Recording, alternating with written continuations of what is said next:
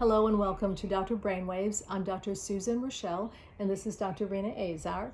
And today we are going to be talking about rheumatoid arthritis. Now, I should tell you that this disease or condition, in my opinion, was far more catastrophic 20 years ago than it is today. And that's in part because of the amazing medications, particularly biologics, that have been identified and used to treat this. But rheumatoid arthritis was a crippling disease and still can be. But what happens with rheumatoid arthritis and with some other conditions, it is considered an autoimmune disease, which means that the body is inappropriately attacking another part of your own body, which is an issue. In this case, it's the synovial lining. And if you refer to the video on an overview of arthritis, you'll be able to see that a little more plainly. But the synovial fluid is within, it surrounds every joint in the body. And unfortunately, it can cause all kinds of problems, including inflammation, which is going to be one of the big issues that people have. And I'm going to have Dr. Azar talk about what are some of the symptoms and what other organs in the body can be affected by this disabling disease. So symptoms for rheumatoid arthritis generally present with people in their 50s, although there is a form of juvenile rheumatoid arthritis that's important to know about. This particular discussion is about adult rheumatoid arthritis. We'll call it RA. It's generally a condition that affects both sides of the body, generally in the hands and the feet, and it causes swelling and pain. We generally like to wait 6 weeks before calling people rheumatoid arthritis. It's very characteristic in its appearance, clinically, so to speak. But we also recognize that it is a disease process that can affect the lungs, the lung tissue, the lining around the lungs, the lining around the heart, the eye, and it can cause, very importantly, since the hands and the feet are the more common topics, it can cause tremendous pain and it can cause tremendous deformation of those areas, and that causes dysfunction. People can't even put their hands on a steering wheel, for example, because they can't grip it. And the deformation associated with rheumatoid arthritis is quite significant. And of course, because it can affect the feet, it can affect people's ability to ambulate. So this disease process has a lot of sequelae if it is not caught and it's not treated.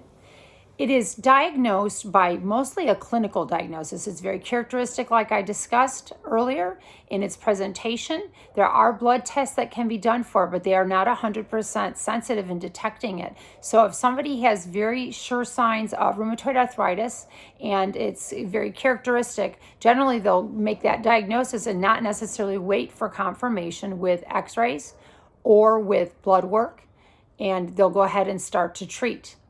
So a couple of things. People frequently will get RA and OA, so rheumatoid arthritis and osteoarthritis, confused with each other.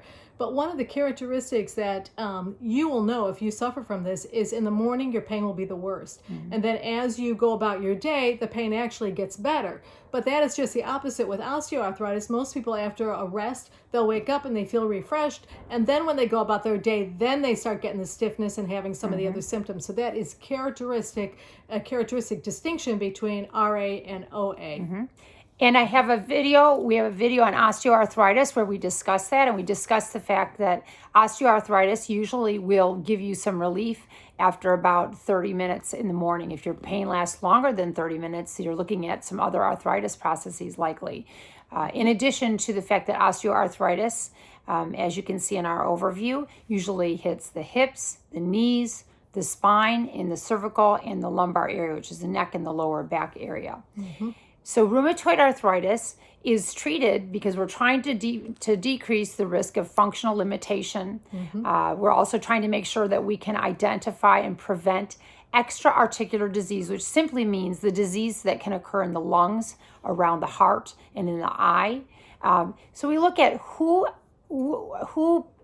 tends to get aggressive type of rheumatoid arthritis.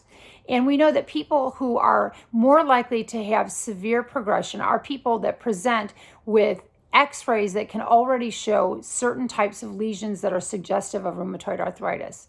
People who are positive for the markers, like the rheumatoid factor and the anti-CCP. people who already have presented with lung problems or heart problems related to the rheumatoid arthritis, and people who already have functional limitation, which simply means they're having a hard time functioning with their hands or their ambulation with their feet. So those are people who are, by definition, at higher risk for progression of the disease.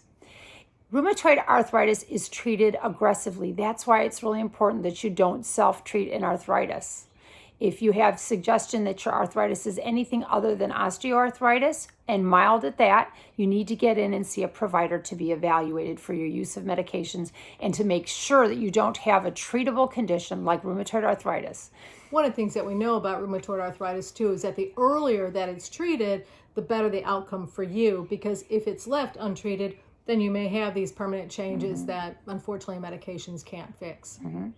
There are no primary prevention features, unfortunately. However, people that are treated aggressively for the rheumatoid arthritis have wonderful, wonderful outcomes.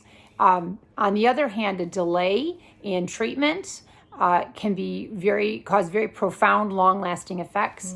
And we know that most people are disabled within 10 years. Disabled meaning can't do their activities of daily living if they do not get treated for rheumatoid arthritis within 10 years of its onset.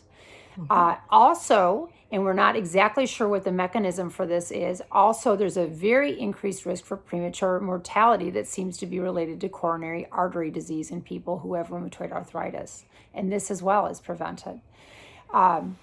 People that take treatment and are engaged with a rheumatologist who's managing their medications want to emphasize to them it is not reasonable to just stop or taper your medications on your own. You need to find a doctor who you feel comfortable with, who is treating you well and is monitoring you regularly to make sure you're getting good results with as little medication as you need, but as much as you need as well.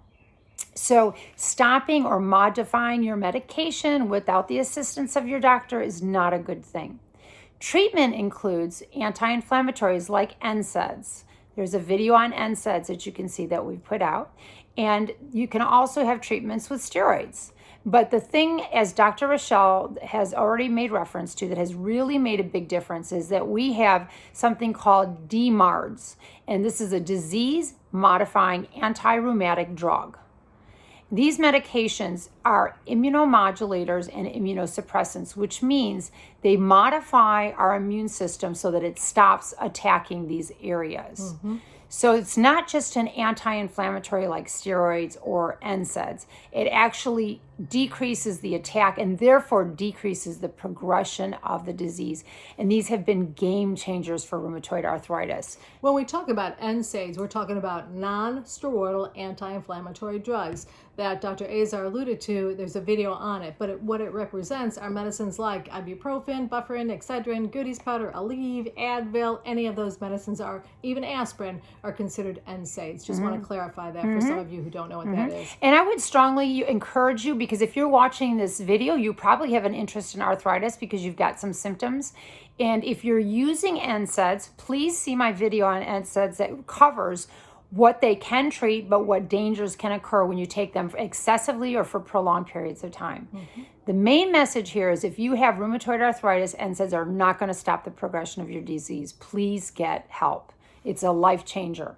Things you can do, foods to avoid. This is fascinating, and I find that the more we're learning about going back to nature, the better off we're going to be. And Dr. Azar is going to comment on some of these foods that may be some of your favorites, but one of the things that I tell my patients all the time is to try and find something to substitute for that yummy food, because I don't want you to miss it to the point where you binge on it. So Dr. Azar, talk about some of those foods that they should avoid. They're going to be hard hitters. I'll just warn you right now. Fats, gluten, refined carbs, sugars, processed and fried foods. Those are things you want to avoid.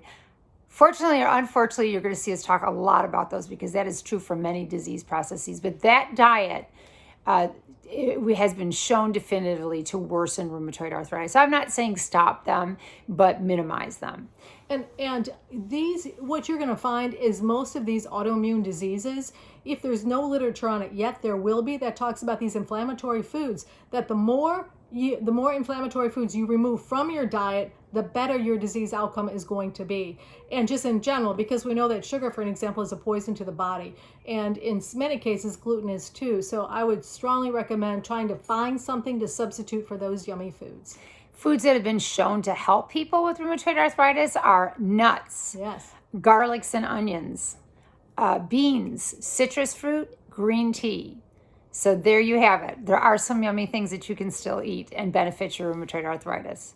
So once again, we're giving an overview of rheumatoid arthritis. We hope that your take home from this is an idea about what differentiates it from other types of arthritis, especially osteoarthritis, and the fact that if you have any suspicion that you might have rheumatoid arthritis based on what you hear today, that you get in to see a rheumatologist to be evaluated appropriately, because our treatment of rheumatoid arthritis these days has done an incredible thing to decrease the significant numbers of people that have in the past experienced deformation of their hands and their feet and some other major medical illnesses with the heart and lung and eyes.